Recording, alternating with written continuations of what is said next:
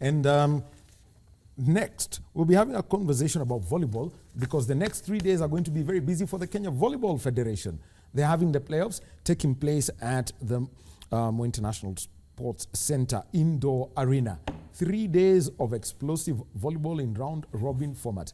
And we're having the president of the Kenya Volleyball Federation, Mr. Charles Nyaberi, and as the two, get together, I'll just be mentioning the teams playing. The women's competition, the three usual suspects: Kenya Pipeline, KCB, and Kenya Prisons, and we've got DCI.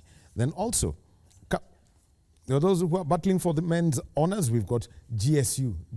They're multiple champions. KPA, Kenya Prisons, and the Kenya Defense Forces. So you can see that it's going to be busy. Plus, also, it is a season where, after 8 years, Kenya won the African Championship. In studio with me, the president of the Kenya Volleyball Federation, Mr. Charles Nyaberi. How are you, President?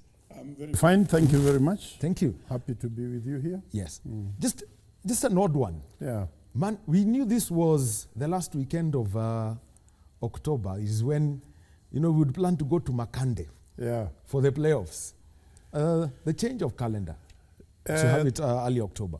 Yeah, the change of calendar was necessitated by, first of all, we had the Malkia Strikers being away in Morocco, first of all, then France, then Cameroon for a total of 2.5 months. So it meant that all the ladies' matches had to be put on hold. Now, our new calendar states that we should be kicking off the 2023-2024 season in October. That is the last weekend of October, around 21st of October. So this time we didn't want to roll over any of the matches for the previous season into the next season because it sounds a bit confusing. So that's why we had to rush and do them this week. We are doing them odd enough also, like you said. We are having to do it on a weekday because the facility is not available. It was not available last weekend, the previous weekend, and the following weekend. It's already booked. So we said rather than wait, we better just, and also rather than change the venue from Nairobi to Mombasa, which we've been doing interchangeably, we give Mombasa a chance to, to host every so often. We said, let us get done with it. We decide who is our champion, so that they can also go on with the other continental championships that are coming once they qualify. Well, and overall, let's see this. From the women's side, we know 3 teams. We can always tick, fill the sport. It's only that we don't know who's going to be the champion. But the growth of DCI, what have you seen over the past 4 or 5 seasons that, they joined the top division? Actually, now it's not as predictable as it used to be. It used to be KCB, Prisons, and Pipeline. The only thing that we never used to know is the order in which they are going to come. But right now, DCI is now a force to reckon with. They have reinforced their team, and they are very highly motivated because they had 14 new players who were recruited and taken for training. So they are now full-time employees, so to say. They are detectives now. I mean, they have personal file numbers. And I think this has really motivated them. And the coach Daniel Bor is doing a good job. And of late, even losing to the biggies, they lose 3-2, 3-1. Anything is possible. It's explosive. I've just come off from Kasarani. I've left them DCI playing against Pipeline. Actually, yeah, we can see that. Yeah. And their Pipeline are 2 sets to nil up. Yeah, 2 sets. 9-8 in the third. Exactly, but it's not, as you see, 9-8 is quite balanced. They give as much as they take, which is a very good thing for Kenyan volleyball. Because the more balanced the top teams are, the more teams we have at the top, the better it is when we come down to selecting our national team. The men's side, GSU, KPA, Prisons, and KDF. Now, let me simply say this. KPA came in and they changed the whole setup. Mulinga's men. And we've got the Kenya Defense Forces. You really wouldn't For a long time, we knew it was GSU and prisons. Now, this has changed. Have you seen these youngsters coming in, especially in the men's side? It's actually there is also another team that is also there are actually quite a number of other teams which have come in. There's Blazers. They are game changers. Trailblazers, which is the second professional outfit after KCB, with fully professional players, being paid and contracted. Then there is also, actually in the men's side, there are other teams as well. There is Equity Bank, who have a very formidable and a very consistent track. Then we also have others, AP, the AP Training College, and Kenya Forest Rangers. All these have recruited young players from schools, and they have run a very good track this last season. The men's competition was very competitive, and it made us, it enabled us to choose a very strong team that went to Cairo. They joined the Wafalme Stars, and we had one of the best teams that we have had in a long time. And it spells very good signs for Kenyan men's volleyball in the future. Well, and actually when you talk about Wafalme, and I saw you something post somewhere on some mutual forum, is that you have offered the services of the Wafalme physiotherapists, Antoinette Itiema, to work with the athletes who are at the playoffs. What's this that you would like to bring that, where you bring in the national team, coaching and the money, backroom stuff, so to speak? Yeah, what we are doing is that we are giving due attention to injury prevention and injury management, because we have had cases whereby players drop off at the 11th hour because of injury, or injury that was there and was not well managed. So now we have engaged the services of Antoinette Itiema, who is a top physiotherapist. She's been working with the top track and field runners. We also have Sarah Karongo, who is already on board. We have sent Antoinette's name for registration, so she can now sit on the bench for matches. So what we are doing is we want the teams to give due prominence to the fact that at the end of the training, or even before training, or in between trainings, we need to monitor and see which player has gotten which injury, and then they be handled by professionals. So like now, we're even very happy because this team called BTL, which is one that sells equipment for physiotherapy. We have teamed up with them. In fact, they'll be there today, and together with Antoinette. Antoinette did a beautiful job with the Wafalme Stars during their training and also during their competition in Egypt. And also Sarah Karonga has been with us before. So what we want to do is increase the number of qualified and seasoned and knowledgeable physiotherapy and also medical team. So that is one thing that we have been, relying on luck, and it doesn't work anymore. So we want to do that up, and we want to also start training for team physiotherapists. We have had one already carried out by CAVB. There is another one coming up where all the team physiotherapists will be put through some basic training so that we know we are on the same page when it comes to injury avoidance and injury management. What would be the take home from the CAVB Men's Cup of Nations? From the Cup of Nations, especially when it comes to injury prevention and management. What actually happened is that first of all, the Malkia Strikers have been very regular participants in the Africa Cup of Nations. I mean, they have been there all the time, and except for twice when we were beaten by Cameroon, which was by sheer luck, but we turned the tables later. We've come on top. Now what we want to do is also we want to push the men. to that level or even higher, so that they can be competitive at continental level. But we want to do an all-round thing.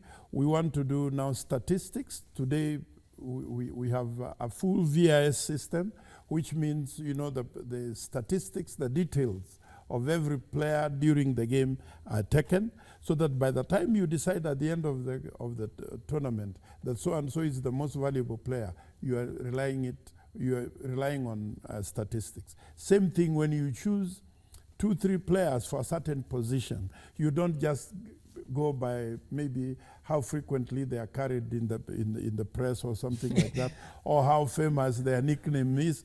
You go by statistics. I never knew you were part of the selection process. You are.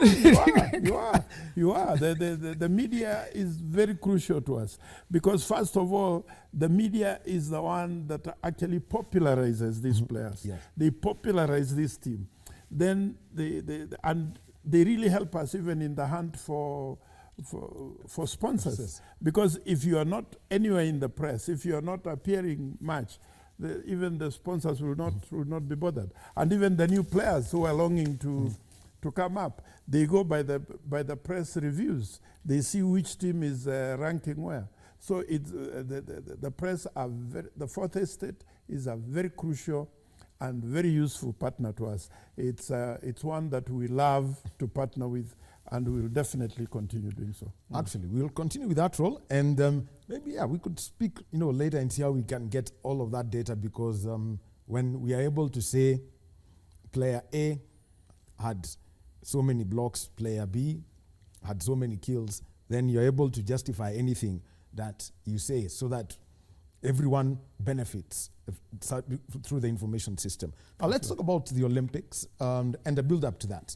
The Malkia Strikers, African champions for the first time since Kenya hosted the event in 2015. And now it's making sure that the national women's team is in high competition level. What's the plan for this? First of all, I want to go back and say that Kenya has been lucky to be a beneficiary of the Volleyball Empowerment Project, which is a project by FIVB, which has been going on for the last 3 years. Actually 4 years. The first phase, the team went to Brazil for 2.5 months, then went on to Serbia for 10 days, and then on to the World Championships. Then this year, the team managed to go to, through the Volleyball Empowerment Project, which is a sponsorship, a partnership with our FIVB, and also our National Olympic Committee of Kenya. The team went to Morocco for training, intensive training, for 6-7 weeks, and under the tutelage of 6 top FIVB tacticians, led by Luizoma Maure and Mr. Beto, and of course joined by our own Paul Bitok and Jafet Munala. From there, then they went to France. The Kenya had the chance of participating in the top notch competition, which is reserved for the top 1 team in every continent, the Challenger Cup. And we had a good run. We didn't win, but we got good experience. We played against Colombia and lost 1-3, but the experience was worth it. And then the team now moved on to Cameroon, and most of the expenses in all this circuit, the 3-month circuit, were taken up by the FIVB, CAVB, and also very ably assisted by our National Olympic Committee of Kenya. Those are our 3 main partners in this. Now, we are after qualifying, because we had the challenge. They could not talk of what happens next until and unless we qualified. Now the team won the Africa Cup of Nations and also qualified for the Olympics. So now we'll sit down with FIVB. We hope to get an intensive 2 months or 2.5 months minimum exposure in a very competitive country. We're hoping they can afford us a trip to Serbia or Japan, one of the ones that are competitive worldwide. So that is part of it.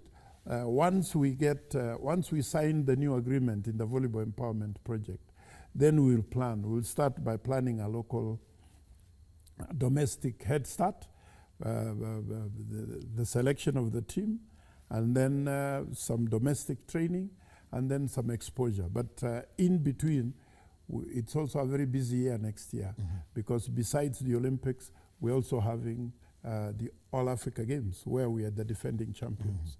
So there is going to be qualifier, although I think we'll be given a bye by virtue of being the champions for the men, for the women. But the men will have to go through the qualifier. So it's going to be a very busy time, very tricky, but it will be good because it will build towards the crescendo of the Olympic Games, which is the dream of anybody to do well in. Beach volleyball, what's the plan? Because beach volleyball now is where it gets even trickier. The two who are playing together are considered a team. One goes out, that's it. And there's no substitution. It's unfortunate. They are very strict, but it's very unique. But we have caught up. We have learned the ropes. We are now the African champions. We won the Continental Cup and represented the country in Tokyo. We went to the Olympic Games for the first time in Tokyo, and we are hoping to qualify this time also and go on to Paris 2024. But there is quite a number of competitions. There is a zonal homologated competition which we're hosting in 2 months' time in Mombasa. That would be a very good head start for us to start at home. And then there are a few other build-up matches from which we gain the points. And then we are hoping to qualify, not only just to qualify for the Olympics, but to go to the Olympics and do well. And also at the same time, the same outfit, we'll enter it also for the All Africa Games in March next year in Ghana. Okay. Very interesting how this is going down. Charles Nyaberi, the president of the Kenya Volleyball Federation, thank you very much for your time. Thank you very much. And, coming away from the playoffs, missing the action. No problem. I'll tell you, the person who was in here before, Julius Kipkoech, has said that Kitoka Hapa, you just got yourself another fan. Okay. He's going to Kasarani. Oh, beautiful, beautiful. That is good. He actually mentioned to me that he has to go watch the playoffs once he had that. Yeah. So everyone's there at Kasarani for the next 3 days, Monday, Tuesday, and Wednesday, and we shall have the new national champions meant. And the entrance is free. All people are encouraged to come. There are no charges. It's free. And then at the same time also, we encourage our corporate world. Now we have 4 very good products that they can be interested. Besides Malkia Strikers, we have now the Wafalme. Then we have the beach volleyball team, men and women. And then we'll also be kicking off our league in October, these are very interesting products that we are ready to talk with the prospective sponsors about. But for now, I'm calling to all Kenyans of sporting love to come to Kasarani. Kasarani is the place to be for the next 3 days. Thank you. And its entry is free. Yes. Thank you very much. Remember, if you're not able to make it to Kasarani, here at KBC Channel 1, we shall make sure that you get a full update on all the action that's happening at the playoffs as the KVF season comes to a close. Asante sana, President. Thank you very much. So time for us to leave, and Zainab Said is coming up with Tamrini and the interview program, Kurunzi, the news program, Kurunzi Mashinani, and Tamrini, which is our interview program. My name is Daniel Wahome. Our sign language interpreter has been Lensa Odinko. Have a good day. Be blessed.